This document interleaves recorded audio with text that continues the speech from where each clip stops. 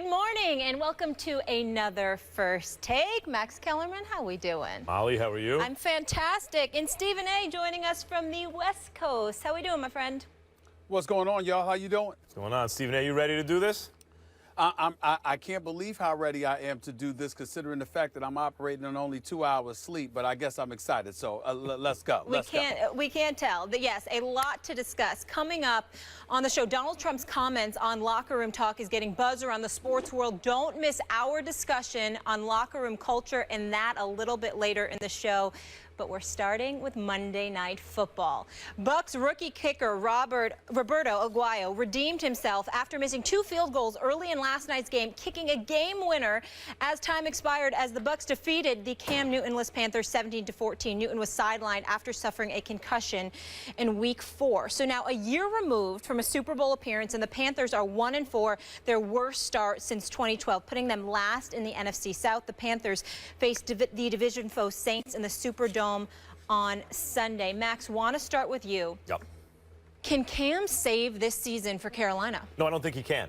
The problem is, if I were to tell you to begin with that you're in an 11-game season, Stephen A., and you're going to spot the Falcons the way they've looked 3 games in an 11-game season. Go ahead. They get a 3-game lead. You got 11 games to play. That's unlikely you're going to overtake them. So you're really looking at a wild card, I think. I think the Packers are going to be right there. And as it turns out, the NFC East isn't as bad as we thought. And even if it is, and this is an illusion, you got a 4-1 team, you got a 3-1 team. The records are just going to be hard to overcome.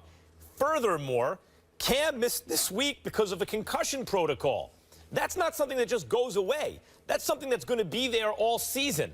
And the likelihood of another incident, knock wood it doesn't happen, but the likelihood of another incident, not only playing behind that line, which went from good to bad in a hurry, but also the fact that he plays out of the pocket so much because they rely on him as their de facto running back, and he gets hit so much more than any other quarterback in football by miles. He gets hit more than Andrew Luck, more than Russell Wilson, more than any other quarterback who's mobile and also plays out of the pocket, more than any other quarterback who does that with a bad offensive line. I think that adds up to potential trouble going forward, not to mention the fact that the worry that they could be suffering from an NFC championship hangover. I mean, you'd hope the fact that they didn't win the Super Bowl would have motivated them, but there was always the chance that having had so much success, 2 losses, including the Super Bowl loss, only 2 losses on the season, maybe there'd be a hangover. And in fact, that's what you have seen so far, I think. This is a very physically big team who sometimes give me the impression, Benjamin on his routes, Cam, whether he's holding the ball, waiting a little too long, or running outside the pocket, they give me the impression that they think that they can just go out there and kind of impose their physical selves on their opponents. That's not the way it works. I don't see how Cam can right this ship in time to have a good enough record to make these playoffs. Max Kellerman, I'm going to disagree with you, but I'm going to openly confess and admit, which is something I don't normally do, that I have a significant degree of trepidation as to whether or not I'm right in saying this. I usually believe unequivocally that I'm absolutely right. That usually proves to be true because we all know I'm usually beating you up during debates. But on this particular day, I must confess to you that I do have concerns that my position may not be but so strong in this. Panthers defense was poor last night. It was poor against the run. Coming into the game, it was poor against the pass. The decision to let Josh Norman go may come down as one of the all-time blunders because clearly their secondary simply is not the same. The front 7 has to overcompensate. As a result, their defense is out of whack. Teams know it. And on a week-to-week basis, whether it's the passing game or the running game, somebody always finds themselves taking advantage of the Carolina Panthers defense. And the offense ain't that much greater. Without Jonathan Stewart, they can't seem to run the ball effectively. Otis Payne, got 85 yards rushing. And everybody wants to act like this, of course, for celebration.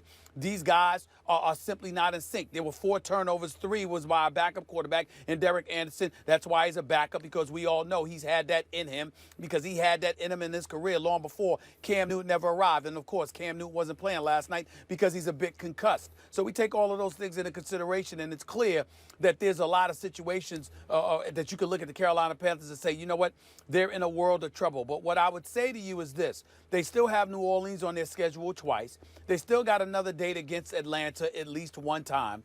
along with Tampa. And I look at the Carolina Panthers, and I say to myself, as tough as their schedule may be, having to go against the NFC West as well, having, I think San Diego on their schedule as well, along with a couple of other teams in the AFC West. I just look at it from the standpoint that desperate times call for desperate measures. And if Cam Newton is that first-tier quarterback that you say he is, Max Kellerman, remember, I'm the one that said he's second-tier. You said he's first-tier. You're also the one who said they were going to win the Super Bowl. You also said Carolina going to win the Super Bowl. Hold on, wait a minute. You don't get to bring that up on me right now because, again, I'm still holding on for dear life. I'll be the guy who says Cam Newton's tier 1. You'll be the guy who says the Panthers are going to win the Super Bowl. How's that? That's right. Okay, that's good. right. But I'm saying to you that before you so rudely interrupted me, I am conceding and confessing to you. I know what my pick was. I am struggling with it. It is hurting me right now. I got it. But I got to hold on to what I hold on to. And that is before the season began, I sat up there and we had a big argument as to whether or not Cam Newton was first tier or second tier. My specific example to you, Max, was this. I need to see more. I know what he did. I know what he's capable of doing, but first-tier dudes are guys who do it over and over and over again, and that's what I needed to see. Cam was out last night. When he gets back, we'll see. But the reason I'm holding out hope is because these boys with Kuechly, with Thomas and the crew, I think that combined with Cam Newton, it's one of those situations where you're desperate right now. Does it look bleak? Hell yes, it looks bleak. But I'm holding out hope for dear life that the Carolina Panthers will get it together. You don't even have to win the NFC South, the NFC South. You can get a wild card spot. The objective is to get in. And as long as they get in, they will have salvaged their season, and I'm not ready to rule out that they're not going to get a wild card spot as of yet. I mean, I think Cam is actually the least of their problems when he's on the field, even if he's holding the ball too long, even if he's not sliding when he should. He's the least of their problems. Not blocking from him is a problem. But he's a big solution. He's a big solution. Agreed. He's not having a running game is a problem for him. The fact that the defense can't get any pressure bringing 4, which is a big change from last year. I mean, Josh Norman aside, what happened to the pressure that the front 4 can bring? That's a problem. Look at the way Jameis took Tampa down the field in the fourth quarter. Tampa Bay right down the field in the fourth quarter. When they needed it most, it was like a hot knife through warm butter. I mean, right down the field to put them in a position to win this game. 30 times, though.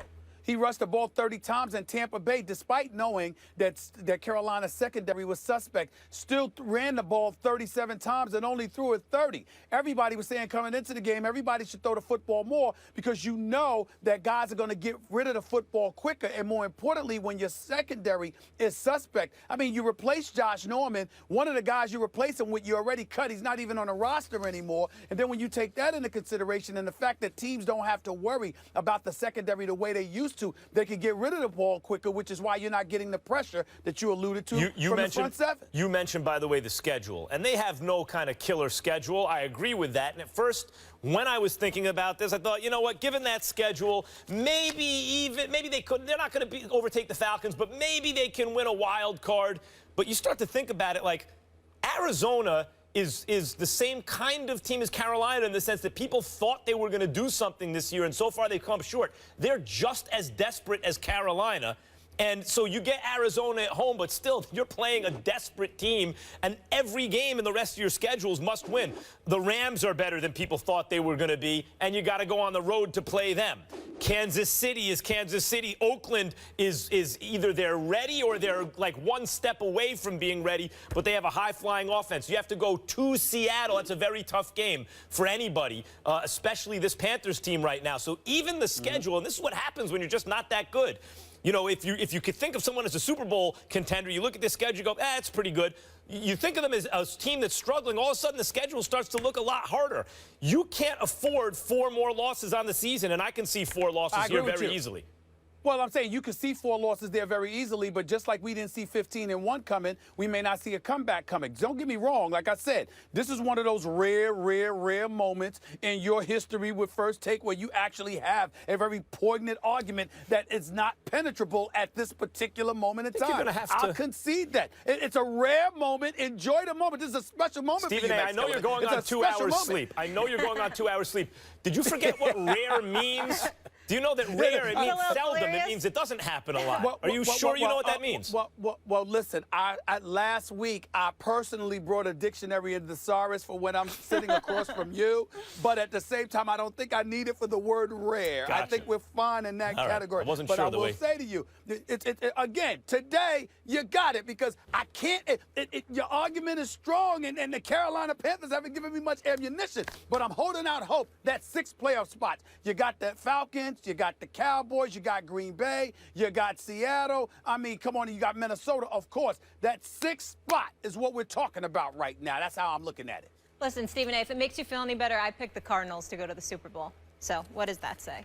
Listen, the jury, listen, we ain't done yet. We ain't done yet. This is why people like the NFL. If you believe in Cam, what's up? Yep. Well, let's go. Very true.